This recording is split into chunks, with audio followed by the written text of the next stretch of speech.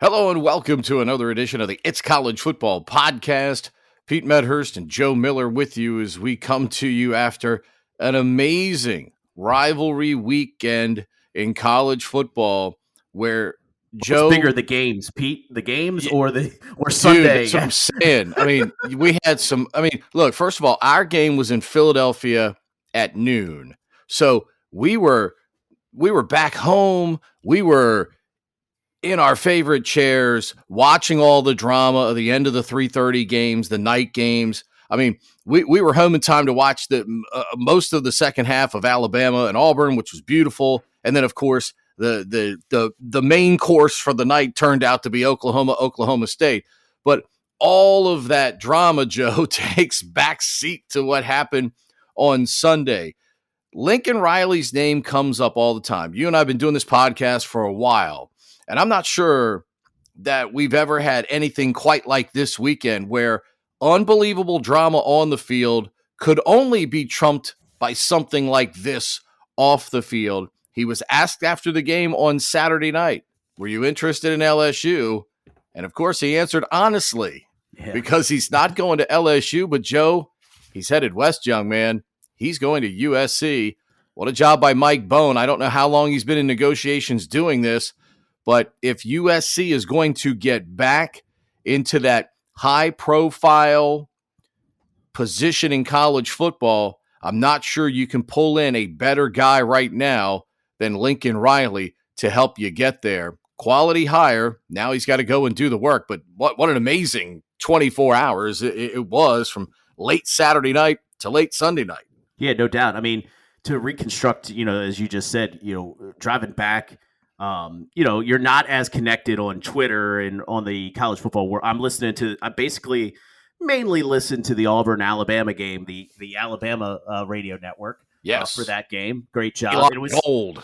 It was funny, listening to them, sort of you get a perspective of hey, they're not used to going through something like this. They're they don't have any points in the third quarter. This is really weird to them, and it was whole sort of a Twilight Zone episode, listening to them oh man, we don't have any points. It's kind of crazy here. What do we got to do? Throughout the stat, Joe, that they had not been shut out in 279 games. There was concern starting to creep in on the Alabama side. But with that said, you get home, you watch the end of that. I'm starting to get reconnected with the college football world. You see all the LSU rumors. I tune into the LSU game, and for 15 minutes. And this is probably right before the start of the Oklahoma game.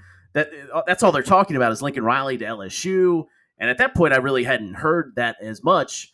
And there was the weird dichotomy of you have two games on basically at the same time. The LSU game started first.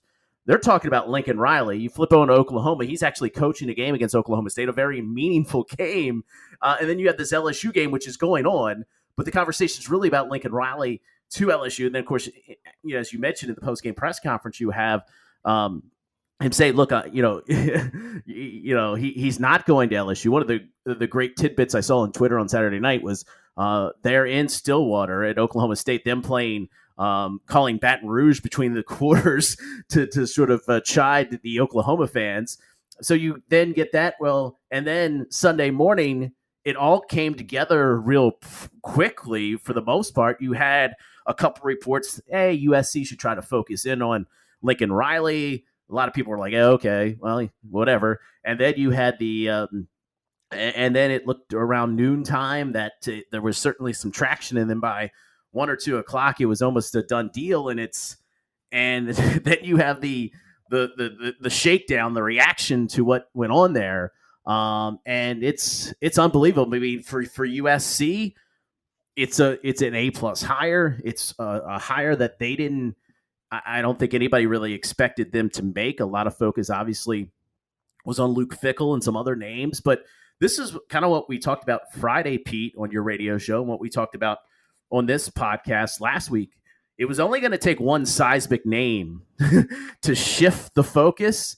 And we have it, and then that brings chaos. And then you have those dominoes come down. And the one thing that I'm a little bit surprised of is that it came a little bit earlier than I expected. I thought, but this is part of it too. We've talked about the early recruiting period.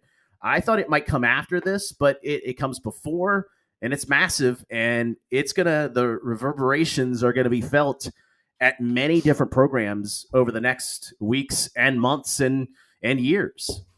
The thing to me is we were starting to get to that point where, like, hey, we got all these high profile openings, and we got dudes that are just, as is the case, usually 2 or 3 guys end up getting nice extensions, raises at their current jobs, when their name gets mentioned because their agent is good. And more often than not, it's Jimmy Sexton, who represents a lot of these guys and floats this stuff out there. So their current school starts to panic a little bit. We saw Tucker get the incredible extension at Michigan State. Franklin gets extended at Penn State. Clausen gets extended at Wake Forest. And all of a sudden, some of the names that you thought were legitimate candidates, because we got a lot of jobs open, Joe. We got a lot of jobs open still. All of a sudden, some of the bigger names aren't moving, which means now they've got to start turning to other places. And where are those names going to come from? And Lincoln Riley to USC is amazing, because now with Billy Napier going to Florida and with Lincoln going out to USC, I mean, LSU's sitting there going, hey, does anybody want our job? We're open for business here. I mean, they got a sign outside. They've got the fancy lettering. It's in like 96 font. It's in so many different colors. It's like open. We are open. Does anybody want our job? And I find it fascinating right now where LSU is going to end up. I mean, I don't sit here and think they're not going to get a good coach, but some of the names you thought might be perfect fits there have gone elsewhere. So Lord knows where LSU goes at this point. Well, you look at where LSU, and seemingly you have two major programs now in LSU and Oklahoma. I don't think anybody would put them outside the top 10. I mean, of college football programs. I don't think anybody's doing that. So you have these two massive programs that have openings, and they're both reeling right now. I think you got a sense Saturday night that a lot of people in Baton Rouge thought that Lincoln Riley was coming there. And Oklahoma clearly was blindsided by this.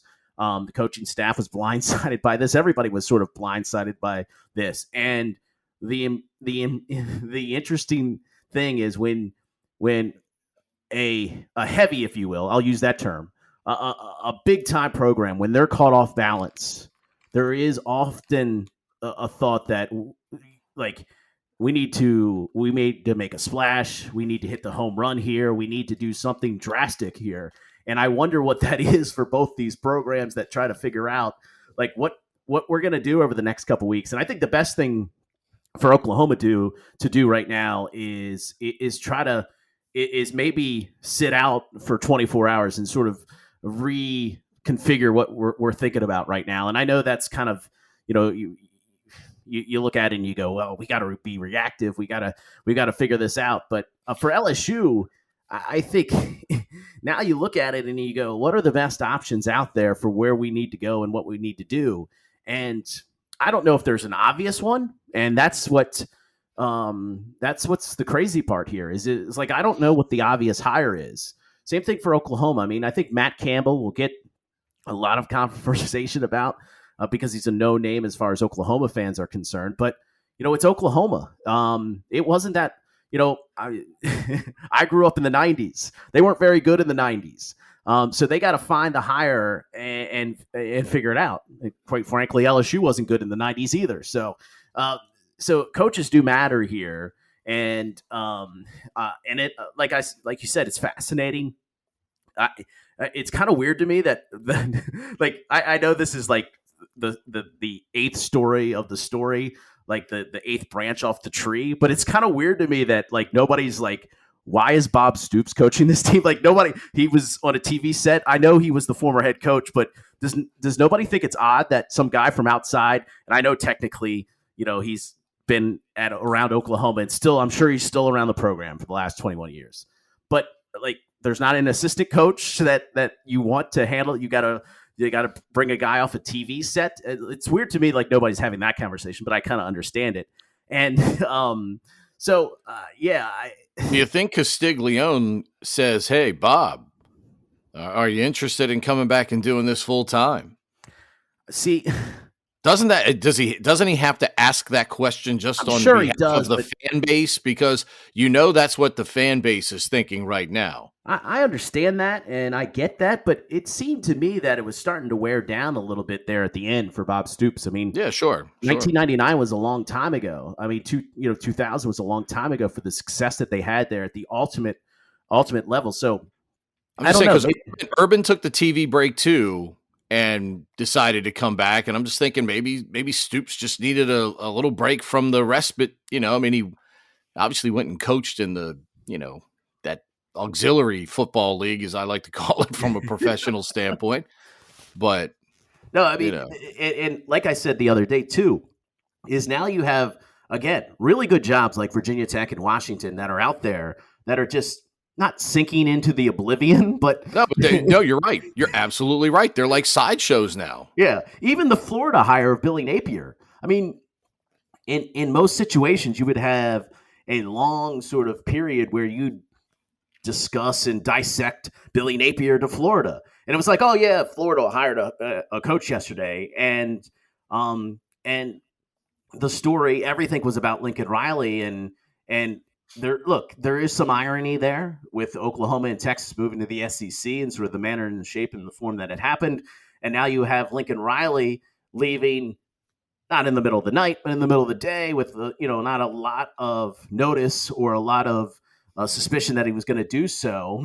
I mean, it is kind of ironic. I mean, there is some irony there, and it seemed like he didn't really want to go to the SEC. And look, this is the whole thing about the SEC and Oklahoma and Texas and the success. Like now, there's more pressure on Castiglione, who was not at the forefront of this move. Texas sort of was the one at the forefront of this move, but now he looks at what is a very good legacy as an athletic director. I mean, he's probably Pete. I don't know if there's a list out there. He's probably one of the top 10 most powerful athletic directors in college football. I think he would probably fit on most of those lists. He's one of the more well-known names out there. But now you have a pressure of you're putting yourself in a situation where you're going to the SEC. You have a legacy that you're trying to protect here, that every athletic director wants to walk out of the job with his school in a better spot than when he came into this job. And you can talk about budgetary success and we built this and we got there, but you're also moving to the SEC, an ultra competitive conference where now you don't have a big time head coach. So his legacy's on the line here to some degree too. So there's a lot of pressure, internal pressure, I'm sure, that he puts on himself, and pressure within the state, within the program, to continue where they're at, because there's a lot of people alive that know that if you get this wrong, like they did in the 90s, this thing can go downhill quickly. And I'm not sure that, you don't look at Texas and go, hey, they've been up and down for 25 years. Let's not try to be them here. So I find it fascinating. It's a great story, the big picture macro view of it, like from legacy and getting this right. It's a huge, huge thing for Oklahoma here. Without question. And ironically, you mentioned, about Riley not wanting to go to the SEC. Joe, I look at it from this standpoint. Believe it or not, he can actually have some semblance of quality of life, I think, out on the West Coast, because in LA, I don't think it's as super oppressive as coaching at an Oklahoma or an LSU, where everywhere you go, your family, you're all recognizable. You can't do almost anything out in public without someone approaching you and things of that nature.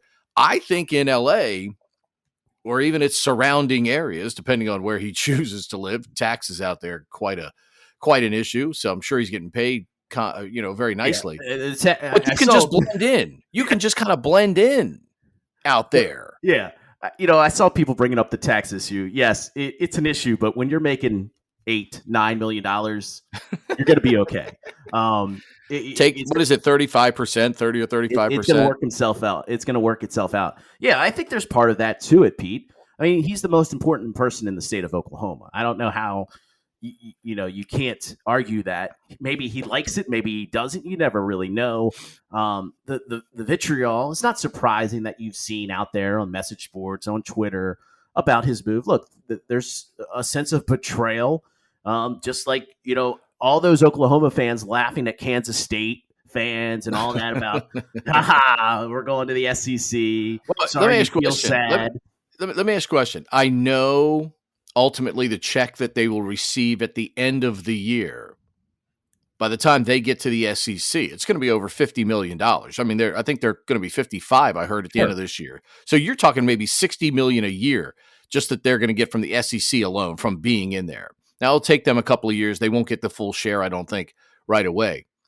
But does the value of the Oklahoma job go down because instead of being 1 or 1A in the Big 12 every year, you're going to the SEC where you're one of many in this league every year? So, I mean, I ask you incrementally, does that job value go down a little bit by moving to the SEC in terms of the actual football program, not the check they're going to get at the end of the year?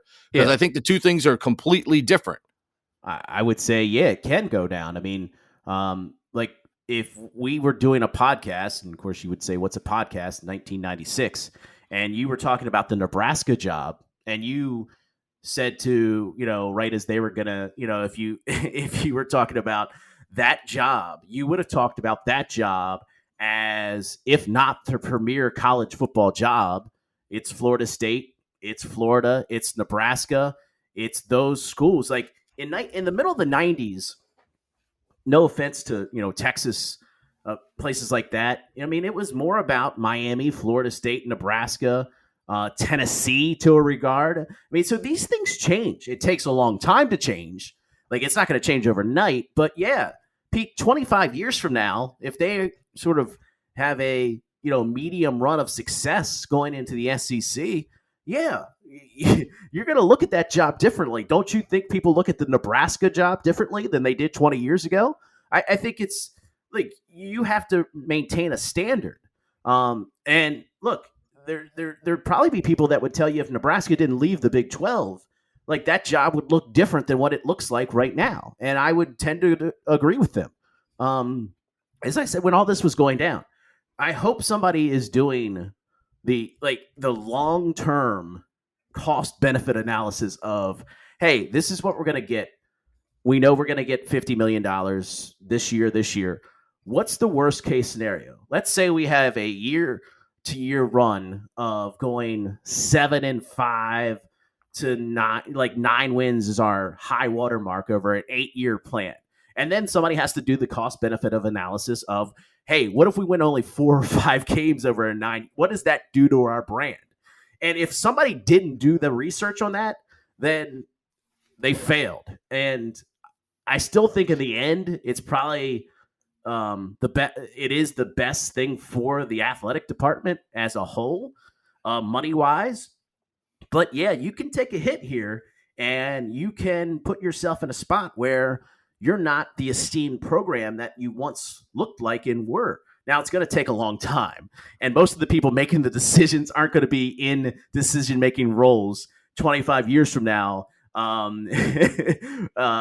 anymore. So they don't have to worry about it. They're sort of worrying about what is the next 5 or 10 years. But somebody should have been doing the research on that. But I think in the end, the money does work out for Oklahoma. But yes, we've clearly seen programs and the luster of those programs change over, like, one of the reasons I think if you're USC, you go and get Lincoln Riley is it's trending in the opposite direction. You're really looking at a 30-year span for USC if they didn't get this hire right, of basically 5 years of Pete Carroll. Was it 5 years, 6 years, whatever it was? Let me look it up. But otherwise, right? Well, you're looking it up. But to your point on that is, you and I have talked about this before about USC. Outside of the window that they caught lightning with Pete Carroll, with Matt Leinart, Reggie Bush, obviously played terrific football in that time.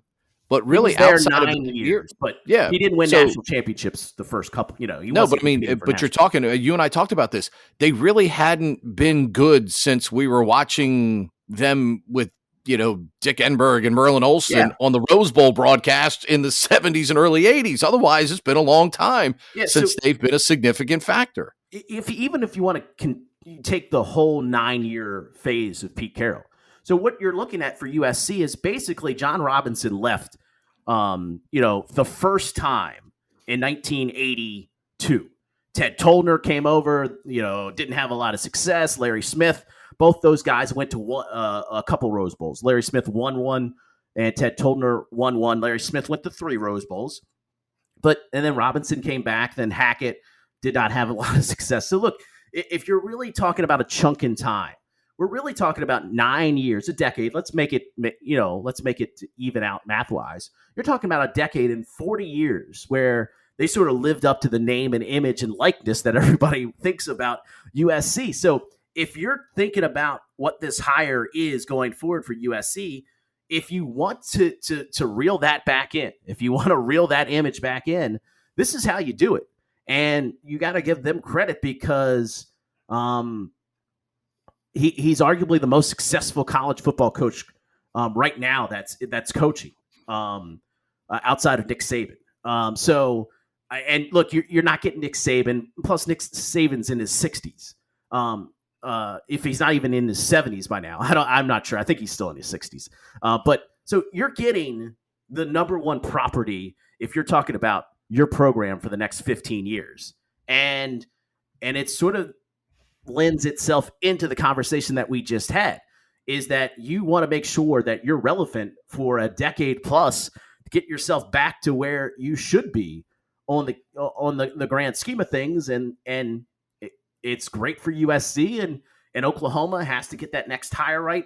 All that said, I think Oklahoma, if I was with your, like, going back to your last question, Pete, if they were staying in the Big 12, I would say they're going to be fine.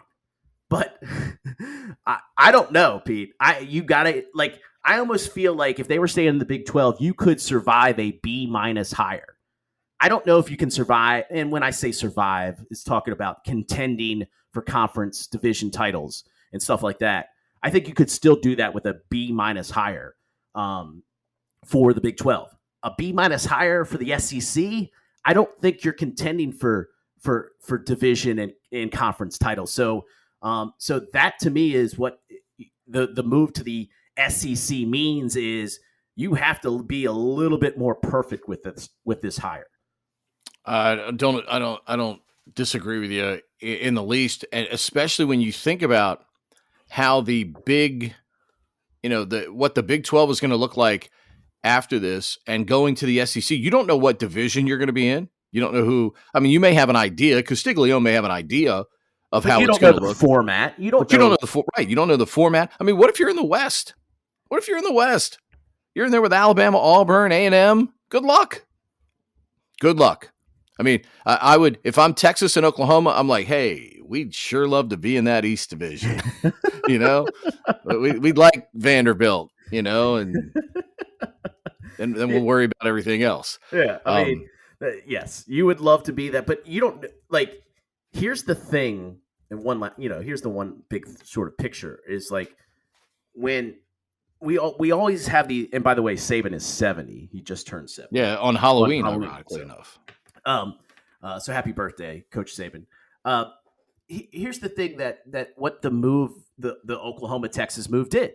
It put this all in sort of in a weird scenario where you don't really know what the future of college football is 10, 15 years from now. Like, I think if they would have stayed, you would have had some solidity to college football. Their move introduced fluidity to college football. Like, it put everything up there and willing to have a conversation about a lot of these things that it looked like, honestly, Pete, it looked like we were headed in like July or June. It looked like, hey, we got a 12-team playoff. Things are pretty stable. You make that decision. You put a lot of what we thought we would know about college football, at least in the near future, a lot up for grabs. And I don't know how you sort of project what it's going to look like 5 to 10 years from now. I mean, let's think about this before we get to the games. If Matt Campbell stays at Iowa State, you have Washington, Virginia Tech, and I really hope, I know he probably won't get it, but I really hope Whit Babcock at least interviews J.C. Price as a courtesy, the former Northern High School Patriot who led them to the victory over UVA. I mean, if you want to talk about one of the more improbable results of the weekend, in my opinion, it was this game. But Virginia Tech is open. Washington is still open. And we don't know what other moves may, occur between now, obviously. And I would think if anybody else is going to get fired, it's going to happen today, tomorrow, early this week, if we're going to have some other moves. And then those dominoes start to fall in place as guys leave other programs, and you try to fill in. I mean, right now, Luke Fickell's got to be looking at this going, hey, I got a pretty good spot here at Cincinnati. I'm going to the Big 12 that's not going to have Oklahoma and Texas in it. So he's probably staying put at this point. So, I mean, I just think it's an interesting landscape, and you got some programs out there that made moves. And as I say, it's okay. You have every right to make a move.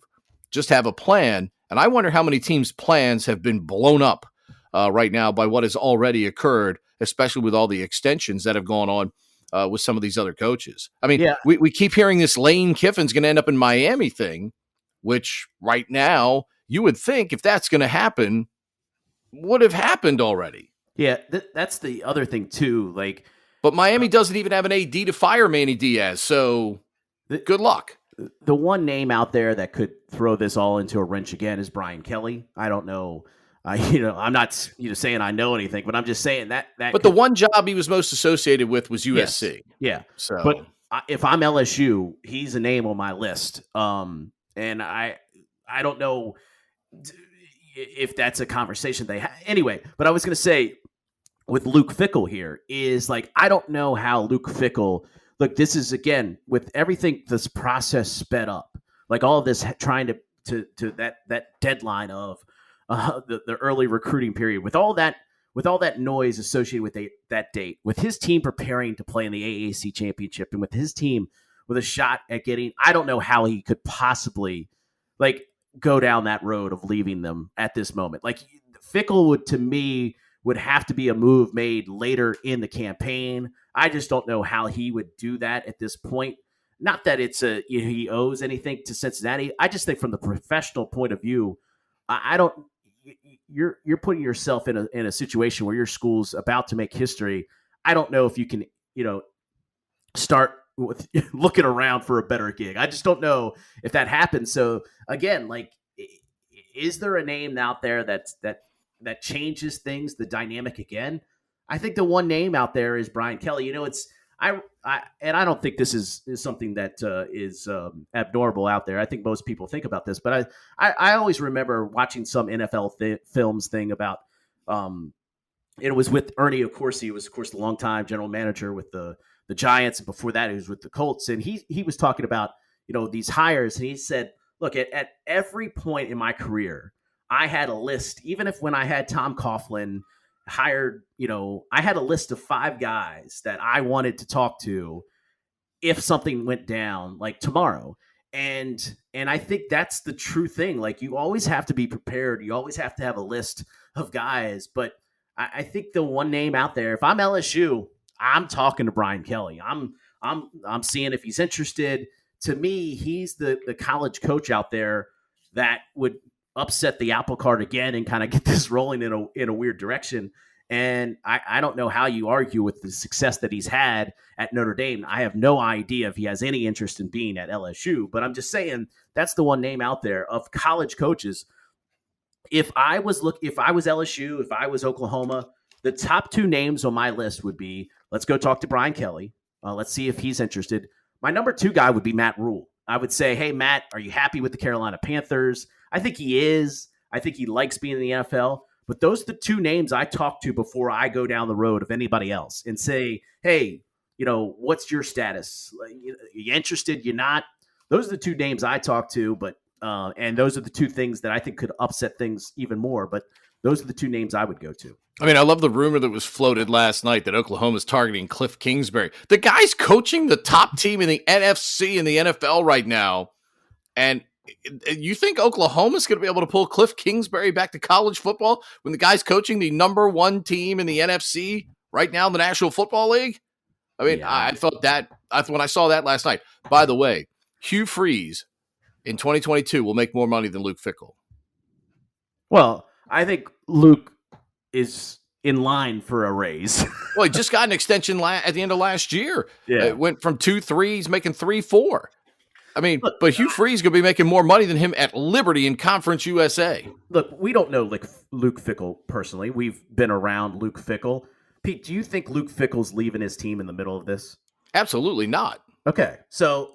because I think there are only two jobs. I think right now there are only two jobs that Luke Fickell bolts Cincinnati for, especially with the school making the commitment to go to the Big 12. That would be Ohio State, where he played, or Notre Dame. Yeah. I think those are the only two places that could possibly entice Luke Fickell to leave right now. I mean, I'm not saying that, no disrespect to a place like Oklahoma. I mean, I think Oklahoma could certainly pay him enough money to want to consider that. But I think Ohio State and Notre Dame would be the only two places right now that pull Fickell away from Cincinnati. He's the king of the planet there. He's living a comfortable life. He's certainly getting paid enough. You can live $3.4 million annually in Ohio. It's a great salary. And you're the king of the castle. You don't have to worry about anybody talking about your job security or any of that stuff. So I think Fickell considers two jobs. Otherwise, he's staying put. So yeah, just to me with Fickell, timing's everything here. And I just don't see that he's the type of guy that in the middle of this event that's going on in his life that he's sitting there going, maybe I'll talk to Oklahoma, or maybe I just don't see it. I don't. Maybe I'm completely wrong on the guy, and maybe he has the time to do this, and maybe his agent is doing it. I don't know. I just don't feel like he's the type of guy that would leave. Now, if they lose to Houston on Saturday night, maybe that's different. That's a different timetable because otherwise, if he wins this game, if anybody's interested in him, they have to wait until January potentially. Yeah, to get him. Yeah, no, we've seen like Brian Kelly left Cincinnati but that was different. They're getting ready for the Orange Bowl.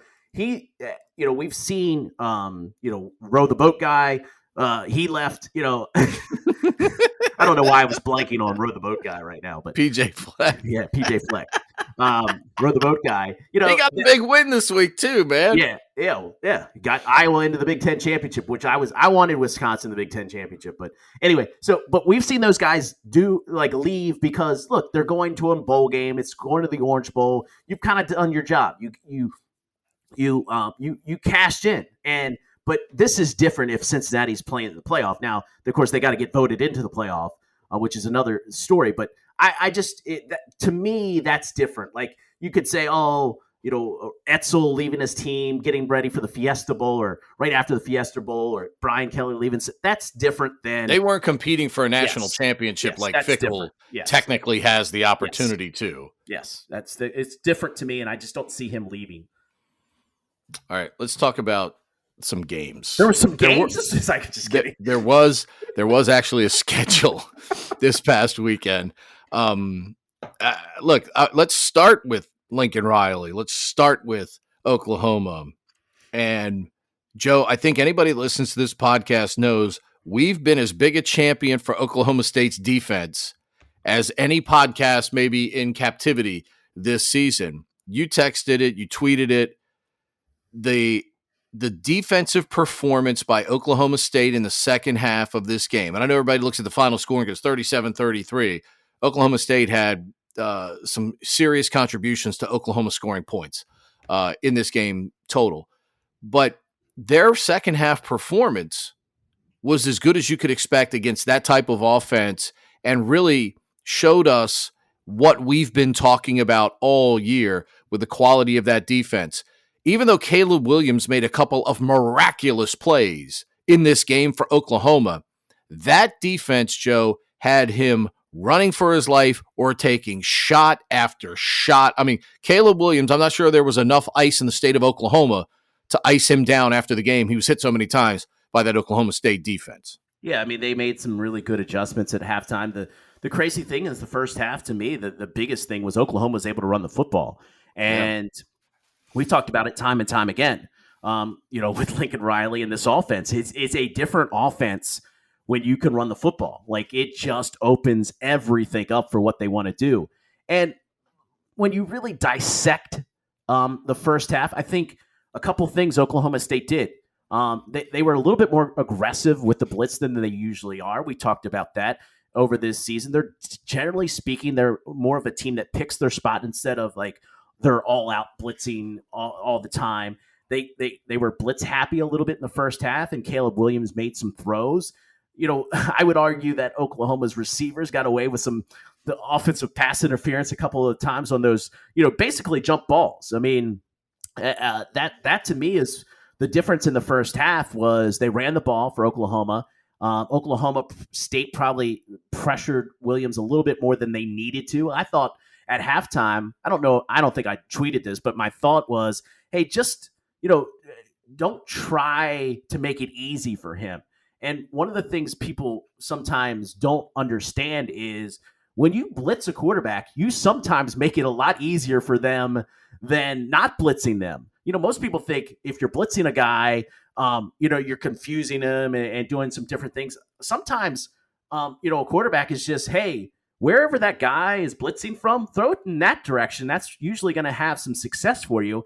And basically, Oklahoma State in the first half, especially inside the red zone, they would blitz and Caleb Williams would throw it up for grabs and his receiver was making plays. So they didn't blitz as much in the second half. They did a better job, not great, against the run. And they kind of beat them up in the second half. And Oklahoma State tried to give this game away a couple times. It wasn't like, there was a couple times where I thought, it's the bad Spencer Sanders tonight. Things aren't going to go well for Oklahoma State. But he did get a couple important plays there late in the game. But Oklahoma State, the crazy thing about this, Pete, is they win this game by 4. I wouldn't say they won it comfortably, obviously. Came down to the last play of the game.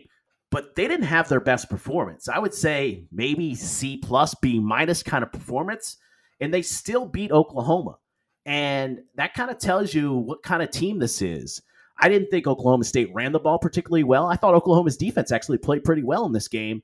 It wasn't Oklahoma State's greatest performance, but they won the game. And, it's crazy. If you ever do this, one of the crazy things to do, like in the middle, especially one of these, giant programs that have a million people following them that are sometimes fans, aren't fans, is just go on Twitter and search Caleb Williams up on Twitter during the middle or in the fourth quarter of this game. You will have each and every possible human reaction. Caleb Williams is the worst quarterback in the world. Caleb Williams is going to be the number 1 draft pick in the NFL next year. Like, it is the range of opinions on a guy in a game. And I guess that's sports to some degree, but it's amazing to me. I thought, and I tweeted this out, it was great that he made that run at the end of the game, Pete, but he looked, after he made that run, which was one of the few mistakes Oklahoma State made in the second half. They were in man coverage. That is that is a recipe for disaster with a guy that can run like Caleb Williams, because you just find a seam there and run through it. And he looked absolutely gassed at the end of that play. And I thought it really affected his next 2 throws on the next series of downs. Like,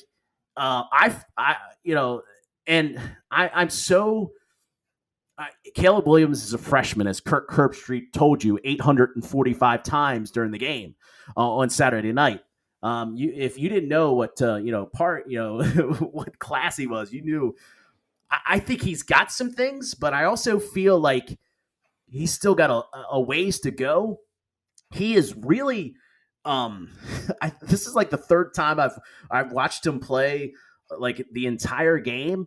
And he's got this weird thing where, like, when there's guys at his feet, watch this the next time when you watch Caleb Williams. He's very preoccupied with people around his feet at times. He will stop in the pocket and like looked down like, oh, there's somebody near my, I don't know if there was a major injury that happened in his career or something happened that he is really preoccupied with guys like going after his feet. And you can see it on the final play where the guy is crawling after him to make the sack on the final play of the game. Like he, at least 5 times during the Oklahoma State game, in the middle of a pass rush, stops, looks down, like where his feet are at, and then looks back up to see, hey, is there somebody open? It was really weird. And he also has this thing where he runs like with his Pete. The only thing I could the best way I could explain it is like it's and you probably played the old game Frogger on Atari. Oh, of course. It's like Frogger was never got skinny. He was always like, it was always a, monolithic kind of like elbows out and like strolling through the street. Like you never got skinny. And he runs like with his arms and elbows out like all the time. Like it's really weird. And he makes himself big in the pocket. And I don't know.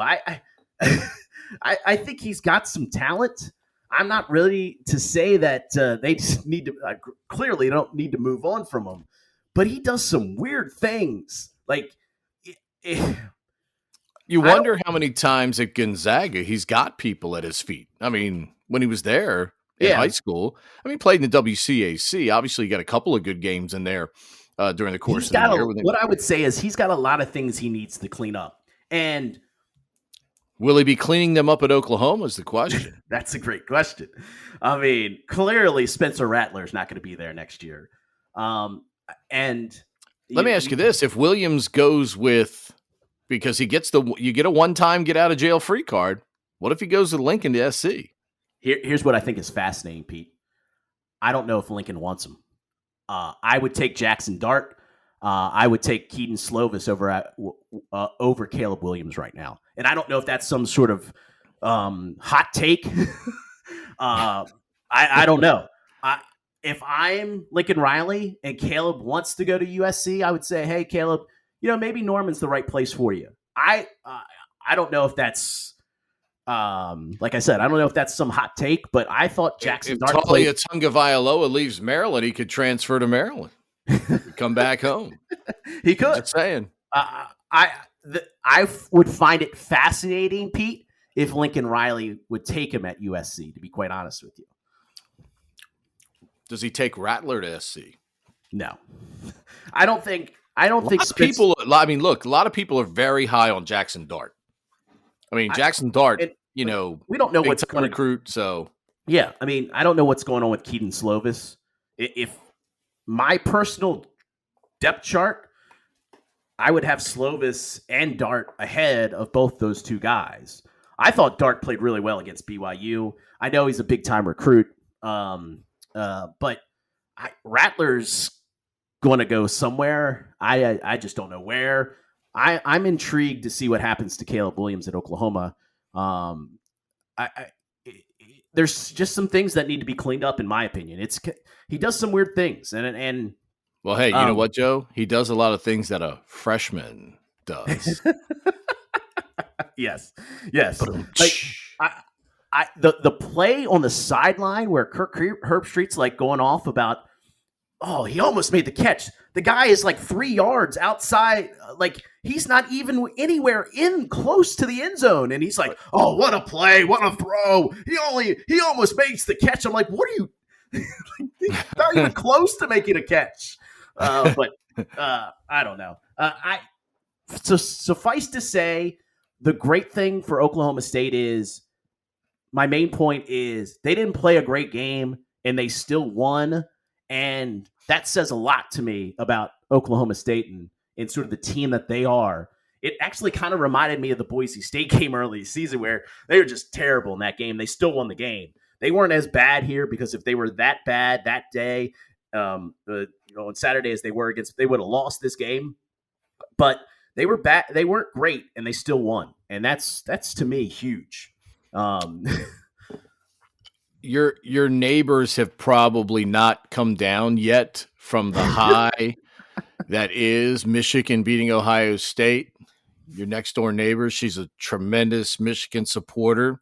15 of 16 years, the Buckeyes have been dominant in this rivalry. But you and I were watching this. Ohio State scores to get to within one possession. There's still 4.5 minutes left. Mm-hmm.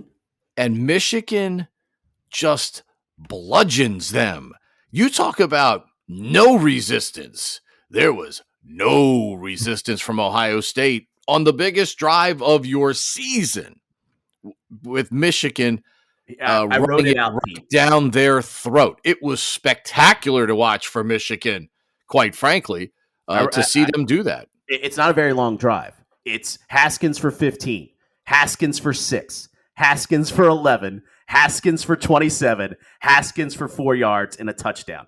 In a situation, I'm going to pound the table, Pete. Pounding the table here. Situation. You know what Michigan's going to do. They're going to run the football. I don't care if it's out of different formations, whatever it is. You know they're going to run the football. And they ran it on 5 plays down your throat for a touchdown. 5 plays, 63 yards. In the biggest series, I'm sorry, did my pounding the table upset your dog? It might have. She probably thought somebody's knocking on the door. So. I apologize. Biggest drive of the season for the Ohio State defense. 5 plays. I won't pound on the table anymore. 63 yards in 2 minutes and 28 seconds, right down the field. In a gots-to-have stop situation, Pete, they didn't face a third down. The only time they faced a second down was 2nd and 4. That is freaking unbelievable. Freaking unbelievable. I mean, it's like coming to the – it's just like we talk about with, Army and Navy running the option. They just come to the line of scrimmage. We're giving it to Haskins. And Ohio State had no answer. I mean, it was wild to watch. I mean, it was almost like Ohio State was down by 25 instead of just down by 1 possession with the way Michigan ran it down their throat. Look, it's the game. Joe, this is the one game that Michigan fans have been waiting for during the Jim Harbaugh era. This was the one game. This was the moment. Doesn't matter, whether you win 7 games, 8 games, 9 games, whatever. This was the game they've been waiting for from that coach. That investment that the school and obviously the fan base makes, boosters make, to pay that salary, to hobnob through Italy and all the other foreign countries they've, gone on team building, exercises with. It's not like they've been going, went down to the Ford Motor Company plant down the road. They went to Italy, for God's sakes. Okay. And finally they get the payout. My question ultimately is, tomorrow night, are they 2, 3, or 4? Because they're going to be one of them. Are they going to be 2, 3, or 4 after that kind of win against Ohio State? I think they'll be 2. And because we know the committee loves them already. Hey, you lost to Michigan State, but we think you're better. Yeah, and for 3 quarters, they were better than Michigan State. Look, I'm the person that said in the first rankings, why are they ahead of Oklahoma? Like, who have they beaten at that point? Oklahoma was undefeated. Michigan really, at that point, like I said, like the best offense they had faced to that point was probably Western Michigan. And I had questions about this team. And look, I said early in the season, I thought this was sort of an 8-win team. And what they've been able to accomplish has surprised me. And the way they have been able to run the football, I just didn't know if they were going to be able to sustain it. Now, a big part of that too, Pete, has been McNamara played really well in the Michigan State game, even though they lost that game. I thought he played really well against Nebraska in a game that they were life and death with Nebraska in Nebraska. So let's not forget that game. And then I thought he played really well in the victory over Penn State. This game, he didn't need to play very well. I mean, he made enough plays when he needed to. But this was about Haskins. Corum had a big run too as he was welcomed back to the lineup. I didn't know if this was the way of them playing was sustainable because I just didn't know how good their defense was. Hutchinson has the big game here with 3 sacks.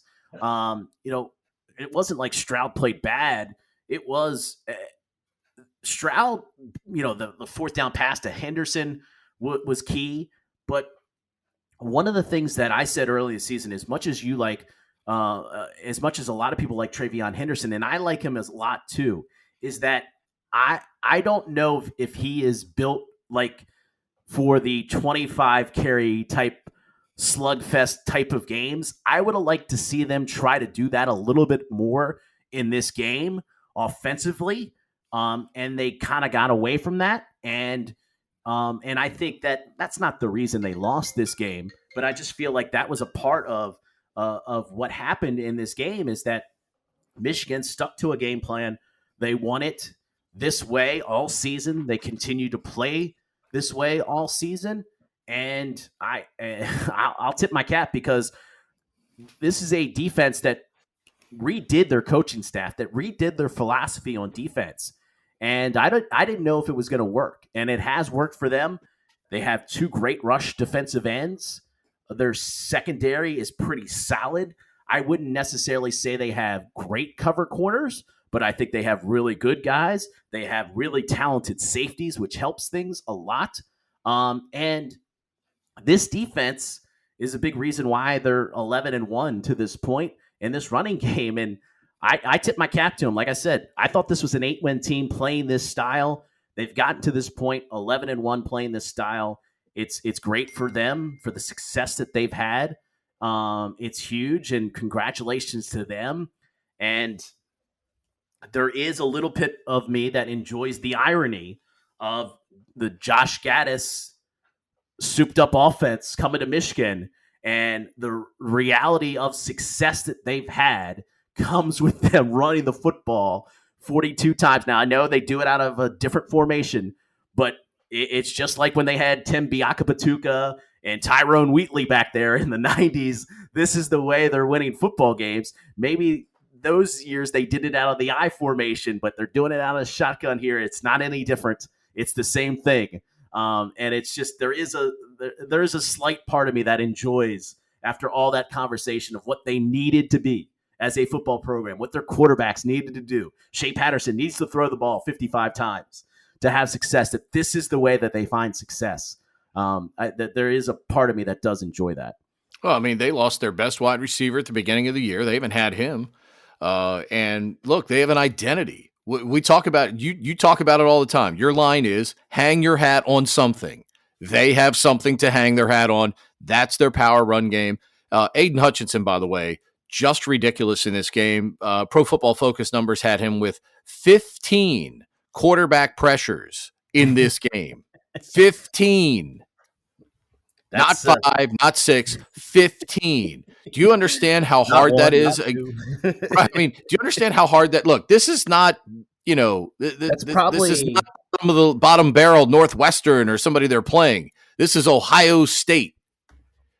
That's just an insane number, Joe. Yeah, you look, Stroud threw the ball 49 times in the game. So that's almost a third of his times that he went back, that he was under pressure by one individual player.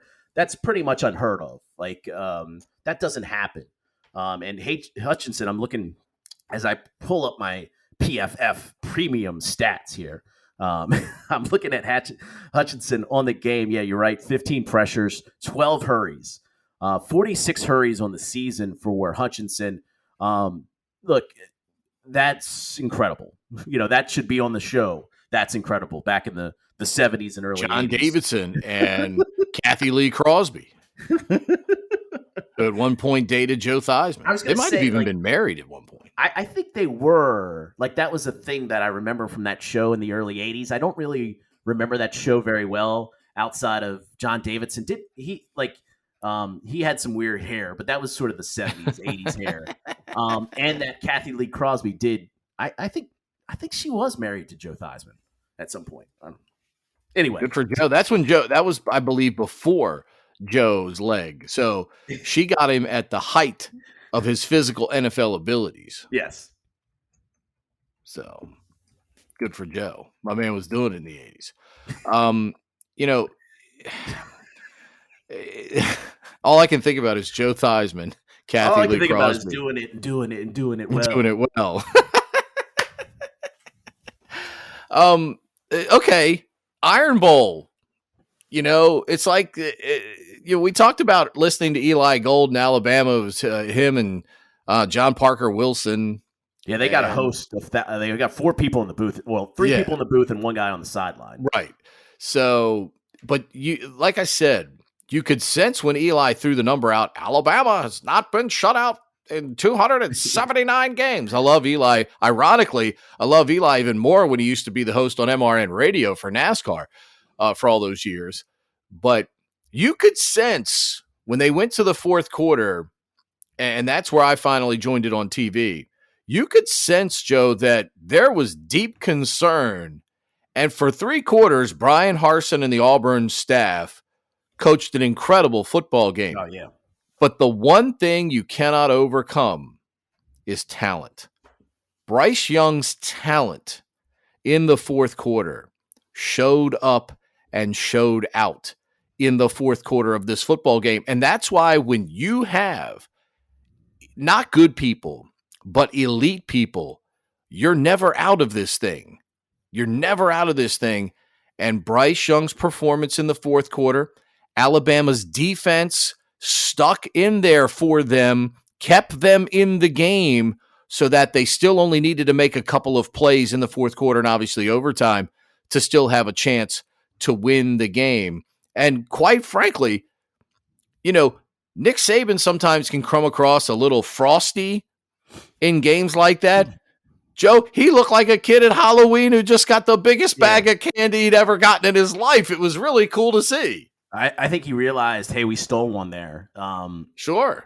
To some degree. And I don't know if you were listening when Jamison Williams got, sent for targeting, but it was like, it was like, oh, that's not good. It was like a real like, oh no, this is going to be trouble right now. And I was thinking most of the way listening to the game, then of course watching the end of it, I was thinking like, wow, in the NFL, when we talk about receivers, I think a lot of people obviously realize the talent that and the ability that they bring to the game and how they can change a game. But I almost feel like in the college game, it's amplified by 2 because, look, as much as we want to talk about the offenses and what teams a lot of times do in the college game, sometimes it's just, a shallow cross that turns into 73 yards because you have a dude out there. And oftentimes that's what it is in the college game. And I was like, man, they really are missing Jamison Williams through this second half. Now, you want to give credit to Auburn and the pressure that they were putting on. And it was a little bit of, Derek Hall had 3 sacks. They had 7 sacks in the game. I'm looking at the PFF numbers. They credited them with 12 hurries overall in the contest for Auburn in this game, and their defense was playing great. On the outside, you talk about the cornerback play. McCreary was having a great game until the overtime period, really. That Mechie started to get going and made a great catch in the game-winning 2-point conversion portion of the overtime. And I just felt like you're looking at a team that doesn't have a playmaker right now for Alabama, and they were searching for it. And it was like, I got the sense listening and then watching it's like, who's going to make a play? And we've got all these guys that we recruit at a high level. And it was Ja'Cory Brooks who stepped up and made a huge play to me. To me, that's the game right there, Pete. His catch sort of changed flipped the narrative, like, of, hey, we don't have a guy out here that can, Robinson was down at that point. The running game really wasn't doing anything. And I also feel like that was Bryce Young's sort of Heisman moment there. And the overall numbers, completion percentage, his lowest in his career. But I'm with you. I thought he played great down the stretch. That drive, he was fantastic. He was decisive too, Pete. I think the thing that struck me more than anything was his control of what they wanted to do play-wise on that drive. It was very succinct.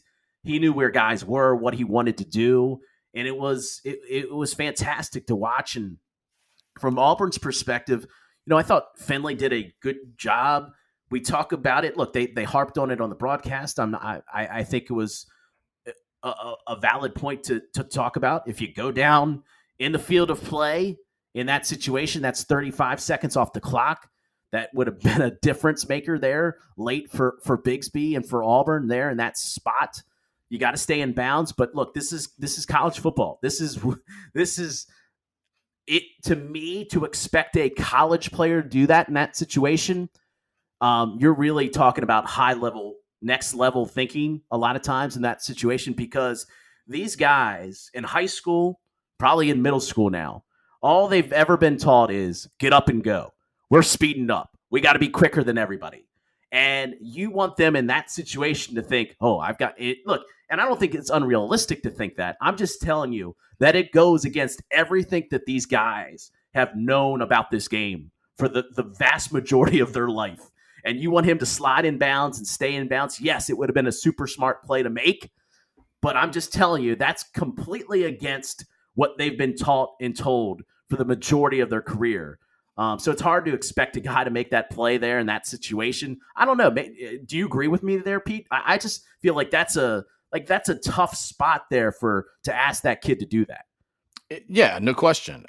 It's much easier said than done in that situation, but we see pros do it from time to time in the exact same situation. So it's, again, it's a bad spot. Sure, it's a bad play for the kid technically at that point, but he's not the first guy that's had that. Yeah. Gary just harped on it. And that's and in theory, and look, in theory, Gary's right, because you're saying to yourself, well, if they don't have 35 seconds, it puts a lot more pressure on them. I know the extra time helps, but it's look, and I'm not trying to be critical here. This is what announcers do. It's sometimes what I do, and I've said to you during the game, like, I don't want to beat a dead cat here, or dead horse, excuse me. I don't want to beat a dead cat here either. Certainly don't want to do that either. I had a tumultuous I had to look moment for my cat to make sure he didn't hear that. I had a tumultuous moment early in my life where I hit my cat with a hockey stick once, and I thought I killed it. And I just knocked her out. But I really thought, I'm like, please wake up. Was I'm gonna in concussion protocol? Yes, exactly. She was. I'm gonna have to go tell my mom I killed the cat with a hockey stick. But then she kind of opened her eyes, and I was happy about it. So I don't want to beat a dead cat. But but I think sometimes broadcasters do lean on a certain situation and kind of to hang on it. Look, he's technically is right in that situation, but I just felt, honestly, at the end of the game, like, man, we've talked about Auburn a decent amount this season. I just really felt bad for them because they were trending in one direction to have like an A+ season with the schedule that they had. You lost in Happy Valley, you lost to Georgia. There's no shame in either of those games. And then you lose to A&M in a game where you just couldn't offensively do anything. Then you lose to Mississippi State. Somehow you go to South Carolina and you lose. And now you're looking at a 4-game losing streak to end this season because of this game. And I just felt like I wasn't necessarily – I was, before the game, I wasn't rooting for anybody, but I was really rooting for Auburn at the end because I felt like, man, if this would justify their season to me, this victory, and losing this and now losing 4 in a row. This is a good football team. They have some limitations. They have nobody on the outside that is going to scare you. They're basically running the football with Bigsby, and that's their big threat. Their quarterback's out. Finley played okay, but he's limited. He was banged up. It would have been a moment for them to savor at the end of this game to pick up a victory here and to sort of put Brian Harsin in a different limelight. And the way they had this season. And I'm just talking about football. You want to talk about off the field stuff. I'm just talking about from the football perspective. And I feel bad for them because they're much better than a 6-6 team. And I actually think they've kind of coached their asses off with this team because I think the collection of offensive talent really is not substantial there. And they've done a good job being in a lot of these games. And even on the defensive side, yeah, they've got some really good players, but I don't feel like the collective is as good as some people think they are. Like, I really think they've overproduced with what they've had this season. And it's just tough for me to see, this happen to them. But for Alabama, they win, they hang on for another week. And now I do feel like the narrative on their season has clearly been clearly more defined, Pete, here is like, if they would have blown, because this game was close, I don't think there's any way in a scenario in which they lose to Georgia, they're getting into the playoff now. Like, I feel like this game sort of clearly defined, and ironically enough, blowing out Auburn shouldn't have meant anything at the beginning of the game. But I do think that by the end of the game, by being in a close game with Auburn, being a huge favorite and being in a close game, it does sort of narrow their ability to get in the playoff to they have to beat Georgia. So essentially, if they lose to Georgia and Oklahoma State, Michigan, and Cincinnati win their conference championship games, you think that's the 4? Well, so that can't be the 4, Pete, because then that's 5.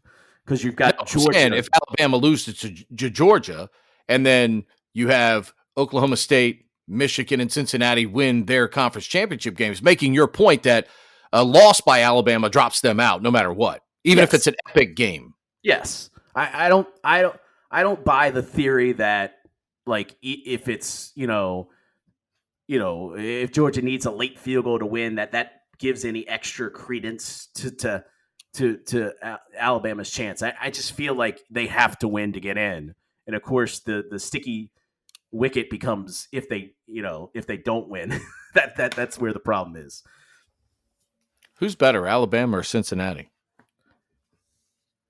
If they played tomorrow on a neutral field, if they played tomorrow, say in Memphis, Tennessee, halfway between each point, I think it's a good game. I think Alabama would be the favorite when it comes to Vegas. Not that that means anything necessarily, but I would put Alabama as, I'll say the Joe Miller spread on this would be Alabama would be a 3-point favorite, which is an educated mind. I will give you, you in this situation. So it's not like Joe's just pulling this out of midair. That's what. But see, I believe the committee would think in a similar fashion. I think it's going to be a fascinating discussion, especially if Cincinnati-Houston is actually a good game, which we think it can be because Houston's got a very good defense.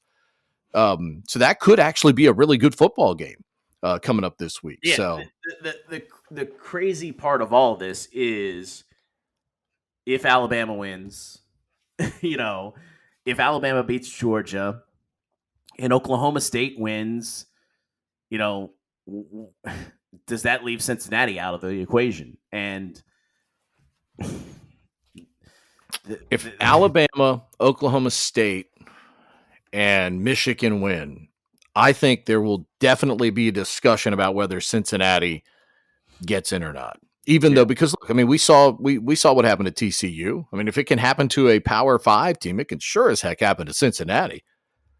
Gary Bart is just going to stand up there. Hey, well, the committee thought, hey, Michigan's win over Ohio State. They blew out Iowa in the championship game. I'm the Iowa AD. I love those Hawkeyes. And if you blow out Iowa, it must be a good win. Oklahoma State, back-to-back wins over good people. I think I don't think there's any question. If Alabama beats Georgia and Oklahoma State wins the Big 12 championship game, I think there's going to be some sweating for Cincinnati come Sunday. Just my opinion. I don't know how, like right now the coaches poll, Alabama's number 2. Like, I don't know how, and that's a Saban thing to me. That's, those polls don't matter. I'm just telling you, I don't know how Alabama getting past a 6-5 Auburn team, narrowly getting past, makes them look any better to anybody at this point. So the only possible way to me is if they beat Georgia. Like, I don't know how the conversation goes in the playoff room if they put Alabama with 2 losses in over Cincinnati, because I don't think they would put them over Oklahoma State. Like, Cincinnati's the team that still has to be. No, I agree. 100%. This is an Alabama or Oklahoma State versus Cincinnati argument. Yeah. So no question. I just don't know how, because you were excited the way they came back. I don't know how anybody feels any differently, or feels better, I should say, about Alabama after that game against Auburn. Like, it doesn't make any sense to me. I don't know how people are still an Auburn team with a backup quarterback, no running game, no wide receivers. And by the way, would you like some late breaking news, Pete? Late breaking news. Diddle up, diddle up, diddle up, diddle up. Mega diddles. Temple Owls football coach Rod Carey out after going 12-20 over 3 seasons. Yeah, not surprised. They tried to make it Northern Illinois East. A lot of dudes from the Midwest, a lot of transfers from the Midwest, and just didn't work out. My question is, though, obviously there's another job that's open, but my question there is, can they now recapture that formula that Golden had, that Rule had, and even Collins had to a lesser extent during their time there? I mean, their recruiting base, they had really made a great triangle of New Jersey, Pennsylvania, D.C., Maryland, Virginia. That triangle had served them incredibly well from a recruiting standpoint.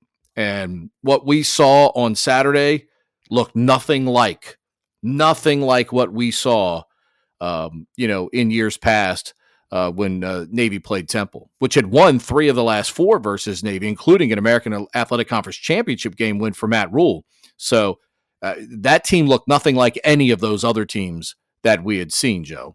Yeah, really and it was a weird lineup construction on Saturday. Some guys missing that, you don't know what the deal was. They did get DeJuan Mathis earlier in the week to say he was coming back. I think you look at the young kid Lynch. I think there's some things you could work on there at quarterback, but you got to wonder, because we love Jordan at defensive end. Yeah. That kid was great. Yeah, his older brother was at NIU under Rod Carey. Does he come back to Temple? Who's going to be the coach there? Look, I think you can win at Temple. Obviously, you're not going to win big, but I think that there's a blueprint there, as you mentioned, a place where you can recruit, that you can have some success there. It's not impossible to win there. Like, to me, that's going to be an intriguing to see where they go and what kind of philosophy they have as a school going forward. But I can't say I'm shocked by it because the lack of success, and it's something we talked about in early on in the game yesterday.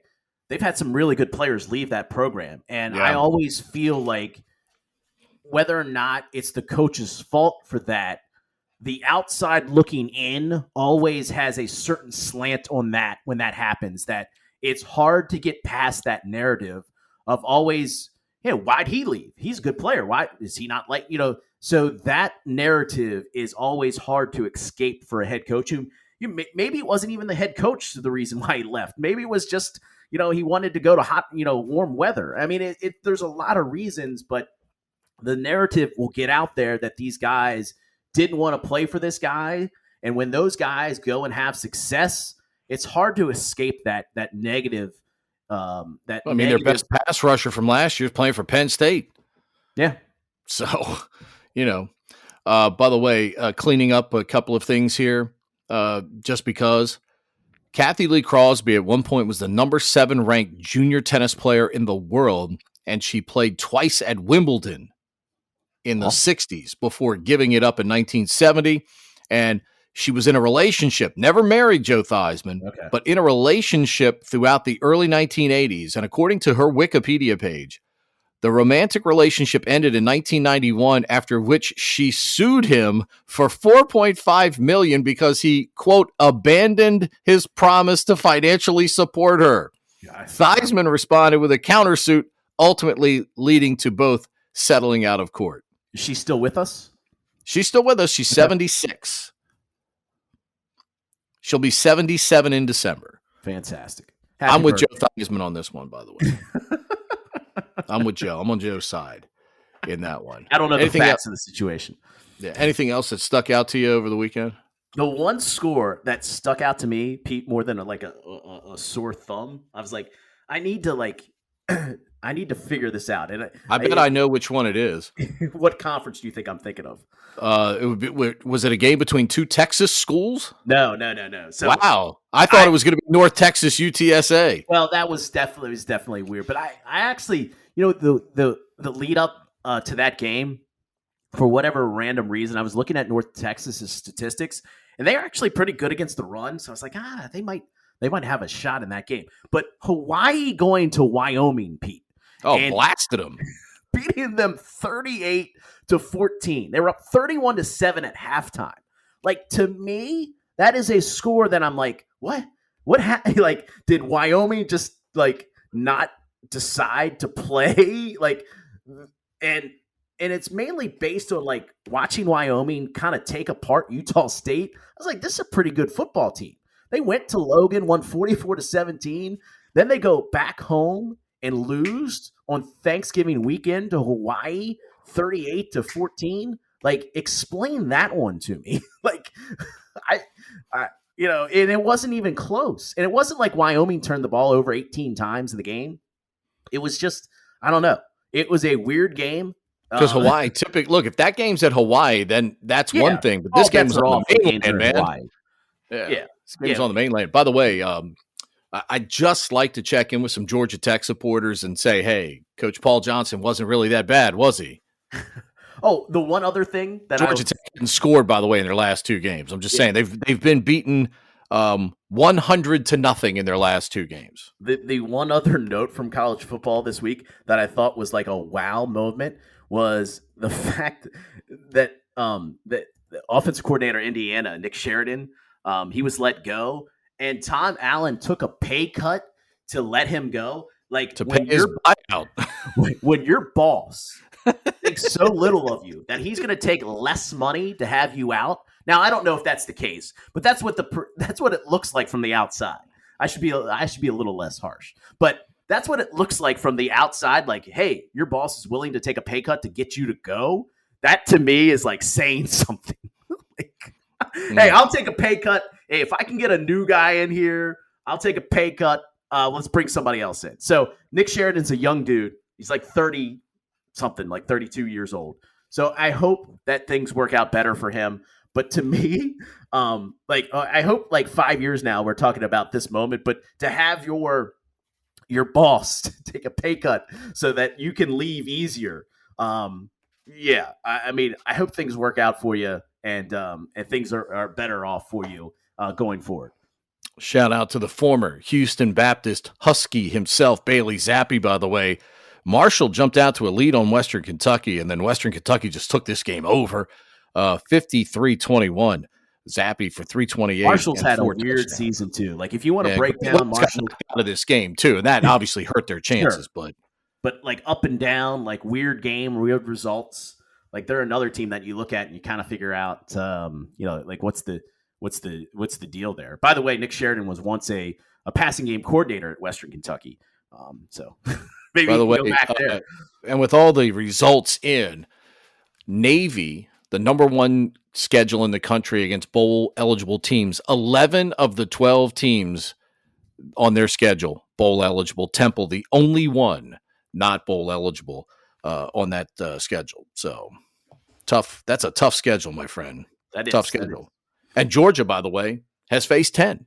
So the number one team in the country has been challenged. That'll do it for us this week. We'll join you later this week to preview championship game weekend. And obviously by that time, we'll probably have some more coaching news as well. For Joe Miller, I'm Pete Medhurst. Thanks for joining us for another edition of It's College Football.